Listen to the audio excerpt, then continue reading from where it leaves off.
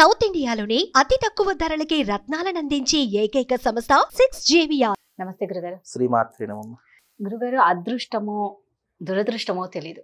కొందరు వ్యాపారం చేస్తే మంచిగా సక్సెస్ అవుతారు, కొందరు వ్యాపారం చేస్తే చాలా డౌన్ అయిపోయి ఎప్పుడు నష్టాలే చూస్తూ ఉంటారు. మరీ విచిత్రం ఏంటంటే ఒకే కుటుంబంలో కూడా ఇలా జరుగుతాయి. అవును. ఎందుకు ఇలా? దేనికి కారణం? అంటే ఒకవేళ వాళ్ళు మంచిగా వ్యాపారం చేయాలన్న దానికి ఏమన్నా ఉంటుంది తంత్రాలు కానీ, మీరు ఏమన్నా చెప్పగలుగుతారా? తప్పకుండా తెలియజేస్తానమ్మా. ముందుగా ప్రేక్షకులందరికీ శ్రీమాత్రే నమః, శ్రీ గురుభ్యో నమః. జ్ఞానినాంనపి చేతాంసి దేవీ భగవతీ హి సా బలాయ కృష్ణమోహాయ మహామాయ ప్రయశ్చతి. వ్యాపారము అనేటటువంటిది నిజానికి కొంతమందికి మాత్రమే వర్తించేటటువంటి లక్షణం.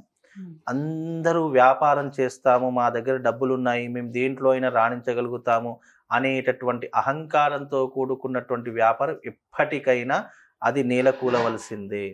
కాబట్టి వ్యాపారం ఎవరు చేయాలో వారు మాత్రమే వ్యాపారం చేసే దానికి ఒక పరిపక్వత అనేటటువంటిది వస్తుంది. అంటే దానికి ఒక సార్థకత, ఒక డెవలప్మెంట్ అనేటటువంటిది కనిపిస్తుంది. అంతేగాని నేను నా దగ్గర డబ్బు ఉంది, నేను ఇన్వెస్ట్మెంట్ పెడతాను, నేను వ్యాపారం చేస్తాను, నాకు దీంట్లో నష్టం వచ్చినా పర్వాలేదు, ఇంకో దాంట్లో నేను లాభం చూసుకొని ఇలా అత్యాశతో ఎవరైతే వెళ్ళిపోతారో వాళ్ళ జీవితంలో వ్యాపారం అనేటటువంటిది కలిసి రాదు. వ్యాపారం ఎవరికి కలిసి వస్తుంది? జాతకంలో బుధగ్రహం బాగా ఉన్నటువంటి వారికి, శుక్రగ్రహం బాగా ఉన్నటువంటి వారికి, గురుగ్రహం బాగా ఉన్నటువంటి వారికి, ఈ 3 గ్రహాలు ఎవరి జాతకంలోనైతే ఉచ్చస్థితిలో ఉంటాయో వాళ్ళ జీవితంలో వ్యాపారానికి ఢోకా ఉండదు. అయితే గ్రహాలు సారమే ఎందుకు వ్యాపారం చేయాలంటే వాడు జీవితంలో పుట్టడంతోనే వ్యాపారం చేయడానికే పుట్టాడు, ఇక వేరే పని ఏమీ రాదు వాళ్లకు. కాబట్టి జాతకంలో పుట్టుకతోనే వాళ్ళ భవిష్యత్ అనేటటువంటిది ఎందుకు వచ్చాడు, ఎందుకు ఏ రకమైనటువంటి జీవితాన్ని గడుపుతాడు అనేటటువంటిది గ్రహ గమనం అనేటటువంటిది మనకు పుట్టుకతోనే నిర్ణయం చేస్తుంది. అందుకే మనకు వివాహం ఏ సమయంలో జరగాలి, సంతానం ఎప్పుడవుతుంది, ఏది ఎప్పుడు కావాలి అనుకున్నా మన జాతకం ఎందుకు చూయిస్తాము అంటే అసలు నా జీవితంలో దశ ఏంటి, నా దశ ఎక్కడికి వెళుతుంది అనేటటువంటి సూచించేటటువంటిది జాతక పరిహారము.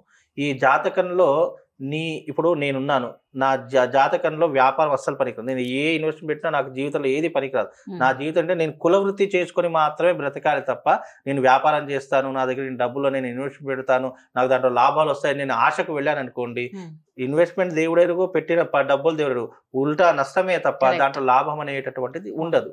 ఎందుకంటే నా జీవితంలో నా వృత్తి ఇదే, నేను దీనిని పట్టుకొని నేను నా జీవితాన్ని ముందుకు తీసుకుని వెళ్ళాలి తప్ప వేరే ఇతర దాంట్లో పెడితే నా జీవితం. అలాగే కొంతమంది ఉంటారు వ్యాపారం చేసేటటువంటి వాళ్ళు మాత్రమే వ్యాపారం చేయాలి. అది ఎవరు చేయాలి అనేటటువంటి జాతకం అనేటటువంటి నిర్ణయిస్తుంది. అయితే ఇవన్నీ పక్కన పెడితే ఎవరైనా సరే వ్యాపారం పెట్టారు, వాళ్ళు అదృష్టవంతులు కావాలి, వ్యాపారం అనేటటువంటిది చాలా బ్రహ్మాండంగా నడవాలి అని అనుకుంటే గనక తంత్రశాస్త్రంలో యూనివర్సల్ రెమెడీ, అంటే వ్యాపారం పెట్టే ప్రతి ఒక్కరికి కూడా ఇది వర్తించేటటువంటి రెమెడీ. అంటే వర్తించేటటువంటిది అంటే ఆల్రెడీ వ్యాపారం పెట్టారు, నష్టాలలో నడుస్తుంది, అది కొంచెము డెవలప్మెంట్ కావాలి, అది కొంచెం లాభాల్లో నడవాలి అని అనుకుంటే కనుక ఈ రెమెడీ పనిచేస్తుంది. అంతేగాని ఇప్పుడు నేను వ్యాపారం పెట్టేసి ఈ రెమెడీని పాటిస్తానంటే కాదు. ఆల్రెడీ నడుస్తుంది, ఎన్నో సంవత్సరాలు నడిపించి చాలా మంది ఏం చేస్తారంటే ఓ 10 సంవత్సరాలు చాలా బ్రహ్మాండంగా పీక్ పొజిషన్లో నడుస్తుంది, కానీ రాను గ్రాఫ్ రేట్ పడిపోతూ వస్తుంది. చిట్ట చివరికి వచ్చేసరికి ఇన్ని రోజులు నడుస్తున్నటువంటి వ్యాపారం ఒక్కసారిగా డల్ అయిపోతూ ఉంటుంది. తెచ్చిన లాభాలు రాకపోవడంతో మళ్ళీ నష్టాలు, మళ్ళీ అప్పులో ఊబిలో కూడుకుపోవడం, ఉన్నదంతా అమ్మేసుకొని వెళ్ళడము, ఇతరులకు వడ్డీలు కట్టడం, ఇవే జీవితాంతం నడుస్తుంటాయి. అలాంటి వారికి ఈ యూనివర్సల్ రెమెడీ అనేటటువంటిది పనిచేస్తుంది.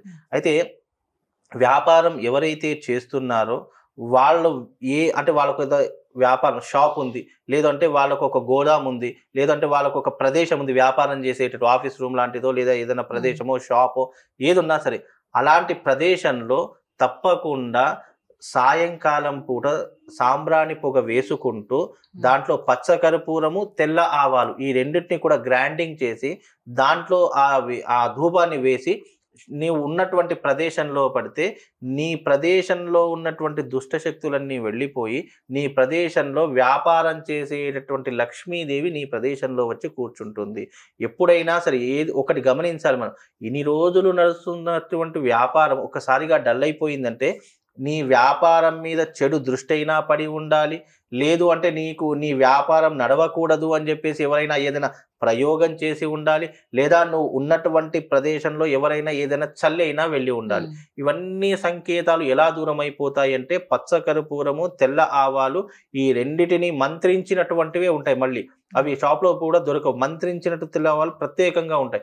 అవి తీసుకొని ఈ రెండింటిని గ్రైండింగ్ చేయాలి, పొడిలాగా చేసుకోవాలి. చేసుకొని ఎవ్రీ డే సాయంకాలము నువ్వు 6 గోధూళి సమయం అయింది, నీకు సాయంకాలం 6 అయింది అంటే ఈ సాంబ్రాణి పొగను గనక నువ్వు పడితే తప్పకుండా నీ యొక్క జీవితంలో నీ వ్యాపారం మళ్ళీ పీక్ స్టేజ్కి వస్తుంది. మళ్ళీ నువ్వు వ్యాపారాన్ని పుంజుకోగలుగుతావు, మళ్ళీ లాభాలను సంపాదించుకోగలుగుతావు. ఇది ఒక మార్గము. రెండో మార్గం ఏంటి అంటే వ్యాపార అభివృద్ధి యంత్రము అని చెప్పేసి ఒకటి దొరుకుతుంది.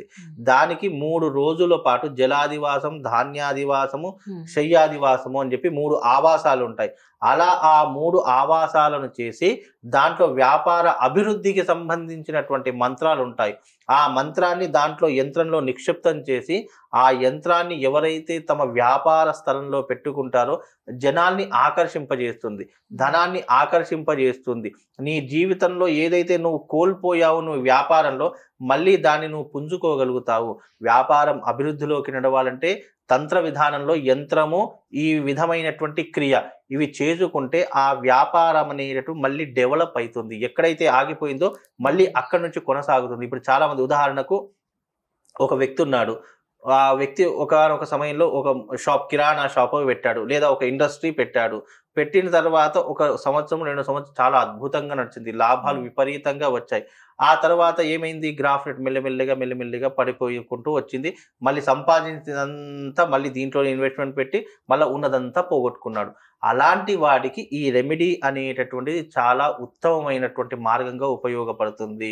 తప్పకుండా ఈ విధానాన్ని ఎవరైతే ఆచరిస్తారో మళ్ళీ వ్యాపారంలో వాళ్ళు తప్పకుండా ఒక నవ తేజస్సుని, నవ ఉత్తేజాన్ని వాళ్ళు మళ్ళీ పొందేటటువంటి అవకాశము వాళ్ళ వ్యాపార స్థలంలో కలుగుతుందమ్మా. అంటే కొత్తగా వ్యాపారం చేసుకునే వాళ్ళు కాదు, ఆల్రెడీ వ్యాపారం చేస్తూ నష్టపోయిన వాళ్ళు ఇలా చేస్తే లాభాల్లో ఉంటారు. అది ఎందుకంటే కొత్త వ్యాపారం చేస్తున్నటువంటి వారు మీరు అన్నట్టుగా వాళ్ళ సలహాలు సూచనలు తీసుకోవాలి.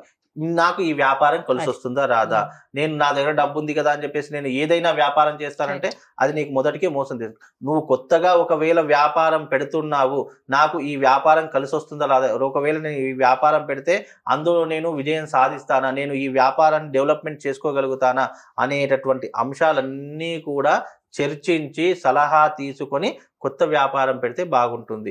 ఇప్పుడు నేను చెప్పిన ఈ రెమెడీస్ అన్ని కూడా గతంలో వ్యాపారం పెట్టి నష్టపోయి మళ్ళీ అదే వ్యాపారాన్ని నష్టంలోనైనా సరే అదే వ్యాపారాన్ని కొనసాగిస్తున్నామన్నప్పుడు ఇలాంటి యంత్రము, ఈ నేను చెప్పినటువంటి విధానం రెండిటిని కూడా పాటిస్తే తప్పకుండా వాళ్ళు మళ్ళీ వ్యాపారం పునరుద్ధరణ చేసుకుంటారు.